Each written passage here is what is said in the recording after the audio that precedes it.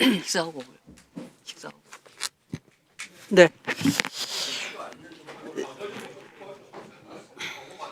식사 점심 먹고 오게.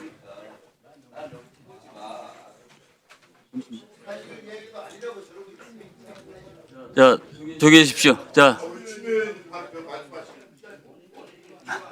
예. 간사님 지금까지 하신 말씀 중에 제일 잘하셨습니다. 네. 자, 김병준, 자, 가만히 계시고 질의해 주십시오. 네. 한 말씀 드리고 시작하겠습니다.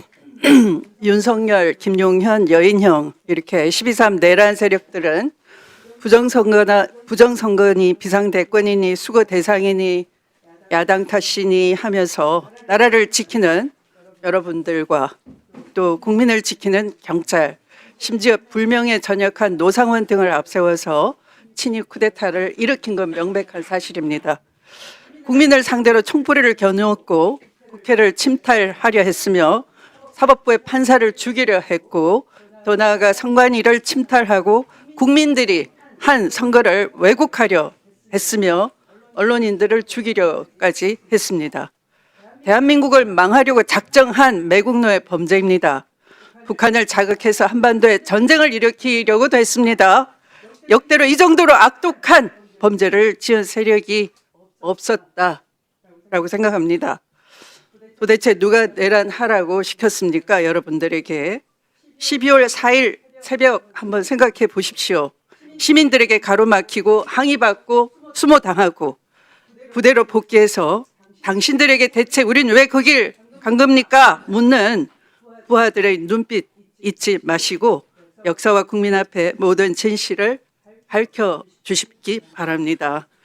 자, 김영관 방첩대장님 나오시기 바랍니다. 저쪽으로 가주세요. 이번에는.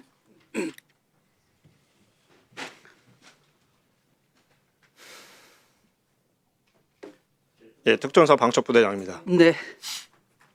곽종근 특전사령관이 윤석열 대통령으로부터 문부수고 끌어내라는 전화를 받을 당시 바로 옆에 있었습니까? 그 대통령님하고 직접 통화하는 내용은 듣지를 못했고, 네. 예, 추정되는 전화하실 때는 옆에 있었습니다. 네. 대통령과의 통화 이후에 갑자기 테이저건, 공포탄, 본회의장 강제 단전 그런 얘기가 나왔던 것이죠. 예, 어떤 전까지는 그러진 않았죠. 예, 네. 예, 그랬던 것 같습니다. 그러면 결국은 윤석열 대통령으로부터 무력 사용이나 강제 진압 지시가 있었다라고 추정이 되는 거죠, 상황상. 예, 그 통화가 이제 VIP 통화라는 것은 제가 특정을 못하기 때문에 네. 개인 의견은 말씀드리기는 부적절할 것 같습니다. 계엄이 해제되고 1시간이 지나서 새벽 2시 13분경에 김용현 장관이 비아폰으로 사령관에게 또 전화를 했죠. 예, 그때 장관님이라는 제가 정확하게 확인은 못했고, 네. 2시 13분에 좀 이상한 전화가 걸려와서 그 내용은 들었습니다. 그러면 그 당시 이상하다고 판단할 그 당시 사령관은 뭐라고 대답하던가요? 처음에 전화가 걸려와서는 지금 현재 특전사 부대원들이 지금 어떻게 배치가 돼 있고 뭘 하고 있는지를 잠깐 설명을 하셨고, 네. 조금 텀을 둔 다음에 이미 국회에서 병력들이 다 빠져나왔는데 선관위로 다시 들어가는 것은 어렵겠습니다. 죄송합니다라는 취지의 말씀이셨습니다. 그러면 2시 13분을 딱 분까지 정확하게 기억하는 특별한 이유가 있습니까? 이미 1시 1분에 계엄 해제 의결이 된 이후에 네. 재투입과 관련된 얘기가 나와서 좀 이상하다고 생각해서 예, 그거는 좀 메모를 해놨습니다. 너무 어이가 없어서 당시 메모를 했다 이렇게 수사기관에서는 진술한 것이죠.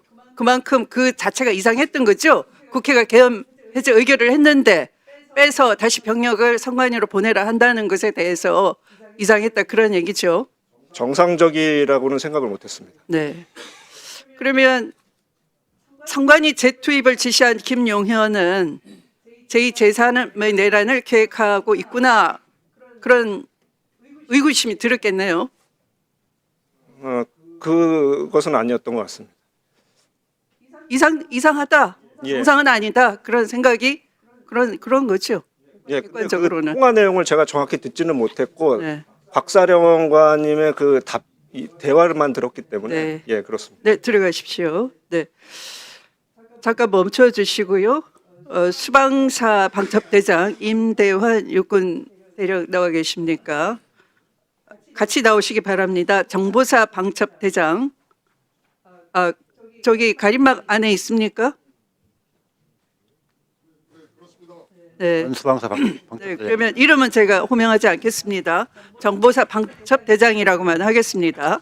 네, 네, 두 분은 동시에 듣기 바랍니다. 방첩사 훈령에 대전복 명시가 되어 있죠. 네. 네. 당시 내란 관련 이상 징후 감지되지 않았습니까? 네, 모르겠습니다. 몰랐습니까? 네. 이 수방사 또 정보사 병력 이동을 언제 최초로 인지하게 됐습니까? 비상계엄 선포 이후에 비상 소집이 돼서 수방사 CC에 위치했을 때 그때 인지했습니다. 그 전에는 인지하지 못했습니까? 그렇습니다. 그러면 방첩사령부에 보고했습니까?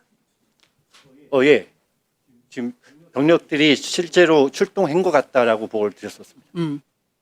그런데 이게 만약에 계엄이라는 건 알고 있었습니까? 네, 비상계엄 선포 비상계엄. 때문에 그러면 계엄 임무 수행구는 법적으로는 군사 경찰로만 돼 있는 것이죠. 네, 네. 그러면 수방사나 뭐 정보사는 더 이상한 것이고 특전사나 이런 계엄 임무 수행군이 아닌 군들이 움직였단 말이에요. 계엄 선포 전에 이미. 네, 네. 그러면 그 수방사의 경우에는 계엄 선포도 없는데 이동 자체가 굉장히 이상한 상황이거든요. 그 이상한 것을 보고 했습니까? 저희가 그 수방사 CC에 위치했을 때 출동한 그 두 개 부대는 비상계엄이라 하더라도 수방사 병력은 계엄 수행군이 임무 수행군이 아니니까 이동해서는 안 된단 말이에요. 네. 굉장히 이상하다 이렇게 보고했습니까? 특이한 내용은 맞습니다. 네. 그렇게 보고했느냐고. 그러니까 제가 보고 드린 것은 지금 현재 인원 파악 중에 있는데 실제 인원 파악이 제대로 안 되고 있다. 근데 두 개 부대가 출동한 것 같다 정도 보고 드렸습니다. 12.3 내란 당일 어디에 계셨어요? 수방사 CC에 있었습니다. 수방사 CC. 네. 네. 자, 그러면 그 정보사 방첩대장님은 보고했습니까? 그런 이상한 움직임에 대해서. 그때 상황이 그 성남 부대에서 발생한 상황이었고, 저는 그 당시에 그 후임 그 보직지로 소집되었습니다. 그래서 정보사로 돌아오지 않았기 때문에 사전에 인지하지 못했습니다. 네. 제대로 그 본연의 임무를 다 안 하신 거예요. 이 윤석열이나 김용현 같은 경우에 계엄법 지키지 않은 겁니다. 계엄 선포나 계엄 사령관 임명 전에 수방사나 특전사 이런 사전 병력을 이동합니다. 그러니까 내란이라고 하는 겁니다. 기아들의 업무는 내란 관련 이상 징후를 인지하고 보고를 하게 돼 있습니다. 안 했다는 건 바로 여러분들도 방송했거나 내란에 가질 수 있는 징후라는 거죠. 여기에 대해서 한 말씀 해보세요. 임무 수행을 제대로 했다라고 판단이 되는데 그런 부분에 대해서 인지하지 못했던 것은 어떤 부분? 그러니까 미리 그런 내란 말씀하셨던 그런 부분에 대해서 진행되고 있었다라고 하는 부분이 실제로 있었는지는 잘 모르겠습니다. 근데 병력이 이동했다라는 수방사 같은 경우는 증인 같은 경우는 반드시 심각하게 보고를 했었어야 되는 거예요. 네, 사후적으로 아셨다니까? 그렇습니다. 들어가세요.